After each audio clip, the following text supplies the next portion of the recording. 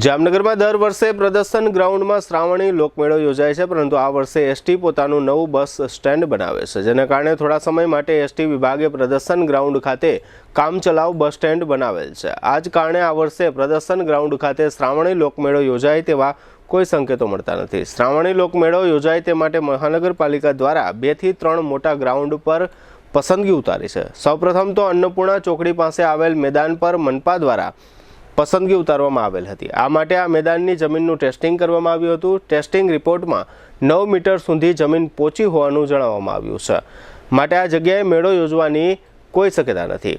મહાનગરપાલિકામાંથી મળતી વિગતો પ્રમાણે પ્રદર્શન મેદાન માટે જિલ્લા કલેક્ટરમાં આ જગ્યા માટે અરજી કરવામાં આવી છે અને ડીસીસી મેદાન માટે વિદ્યુતેજક મંડળને અરજી કરવામાં આવી છે. આમ બંને મેદાનમાં આ શ્રાવણી લોકમેળો યોજાય તેવા ચક્રો મહાનગરપાલિકાએ ગતિમાન કર્યા છે.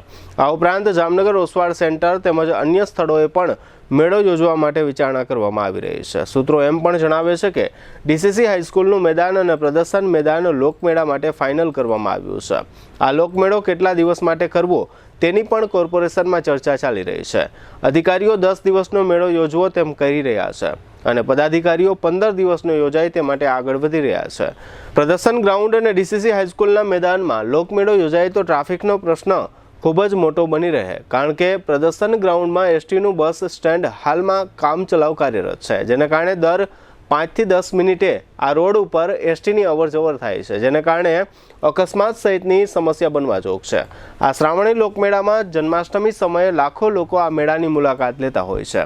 ટ્રાફિકની ગંભીરતાને લઈને પ્રદર્શન ગ્રાઉન્ડ કે ડીસીસી હાઈસ્કૂલના મેદાનમાં મેળાનું આયોજન શક્ય નથી. માટે મહાનગરપાલિકાએ પણ લોકમેળાના આયોજન પાછળ સાઇડ ઇફેક્ટની પણ ચિંતા કરવી જોઈએ. આમ જોઈએ તો જામનગર શહેરમાં લોકમેળા માટે કોઈ મોટું મેદાન જણાતું નથી. ખાસ કરીને દર વર્ષે પ્રદર્શન ગ્રાઉન્ડનું મેદાન પણ લોકમેળા માટે ખૂબ જ નાનું પડે છે. છતાં પણ વર્ષોની પરંપરા મુજબ દર વર્ષે આ પ્રદર્શન ગ્રાઉન્ડમાં લોકમેળો યોજાતો રહે છે.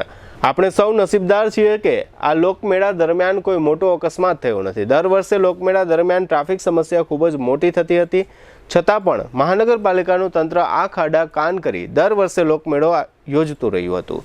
આ વર્ષે પણ એસટીનું બસ સ્ટેન્ડ હોવા છતાં મહાનગરપાલિકાના અધિકારીઓ દ્વારા પ્રદર્શન ગ્રાઉન્ડમાં શ્રાવણી લોકમેળો યોજવા માટે કલેક્ટર તંત્રને અરજી કરી છે, જેનો મતલબ એમ થાય છે કે અધિકારીઓ કોઈ પણ જાતની સાઇડ ઇફેક્ટની ચિંતા કરતા નથી. 7 રસ્તા પાસે હાલમાં ફ્લાયઓવરનું કામકાજ પણ ચાલી રહ્યું છે, જેને કારણે 50% રોડ રસ્તા બંધ છે.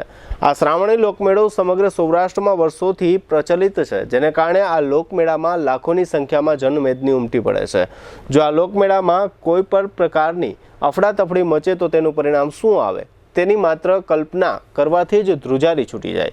છતાં પણ મહાનગરપાલિકાનું તંત્ર પ્રદર્શન ગ્રાઉન્ડ તથા ડીસીસી હાઈસ્કૂલના મેદાનમાં લોકમેળો કરવા માટે દોડી રહ્યું છે. એક એવી પણ ચર્ચા છે કે મહાનગરપાલિકાના અધિકારીઓને લોકમેળો કરવા શું રસ છે? શા માટે અધિકારીઓ લોકમેળો યોજવા માટે દોડાદોડી કરી રહ્યા છે? તેવો વેધક પ્રશ્ન જામનગરની જાગૃત જનતા ઉઠાવી રહી છે.